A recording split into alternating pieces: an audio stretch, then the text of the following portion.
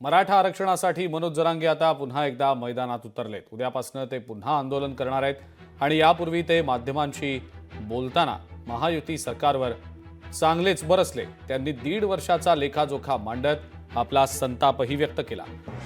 तसंच मुख्यमंत्री मराठ्यांची बेईमानी करणार नाहीत, ते मराठ्यांना आरक्षण देतील असा विश्वासही यावेळेला त्यांनी व्यक्त केला आहे। उद्या उपोषण आहे, लोक मराठी निघाले, त्यांना काही देणं घेणं राजकारण फाजकारणाचं लेकराच्या आयुष्याचा प्रश्न आहे त्यांच्या पुढे, ते त्यांच्यासाठी महत्वाचं आहे। निघाले मराठी, मराठ्यांशी ते बेमानी करणार नाही, ते आरक्षण मराठ्यांना देणार। आता सगळं चित्र क्लिअर होईल, त्यामुळे मी काही बोलत नाही त्यामुळे। हा सगळं चित्र क्लिअर होईल। सरकारला, मुख्यमंत्री फडणवीसांना मराठे मोठे होऊ द्या वाटते की नाहीत हे आता उघड पाडणार आहे।